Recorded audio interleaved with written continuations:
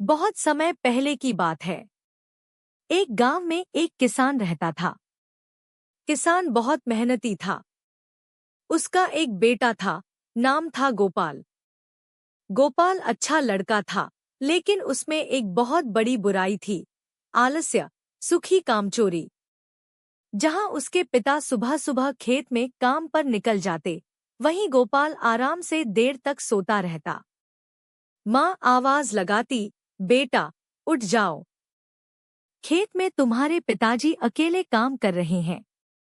लेकिन गोपाल कहता, अभी तो सुबह हुई है माँ, मुझे तो बहुत नींद आ रही है। दिन बीतते गए, पिता ने लाख समझाया, पर गोपाल की आदतें नहीं बदली।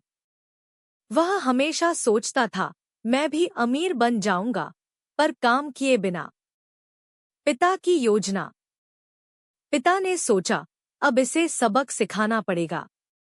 एक दिन उन्होंने गोपाल को बुलाकर कहा, बेटा, हमारे खेत में एक खजाना दबा हुआ है। अगर तू मेहनत करेगा तो वह खजाना तेरा हो सकता है। गोपाल की आंखें चमक गईं। वह खुशी से बोला, अच्छा, खजाना? फिर तो मैं कल से ही खेत में काम करूंगा। अगले दिन गोपाल पहली बार सूरज उगने से पहले खेत में पहुंचा। वह दिन भर कुदाल चलाता, जमीन खोदता और खजाने की तलाश करता। दिन बीतते गए, पर खजाना नहीं मिला। लेकिन खेत की मिट्टी नरम और उपजाऊ हो गई। मेहनत का फल। कुछ ही दिनों में बारिश आई और उस खेत में सुंदर फसलें उगाईं। गेहूं के पौधे लहराने लगे। गोपाल को समझ आया कि असली खजाना यही मेहनत थी, जिसने खेत को सोना बना दिया।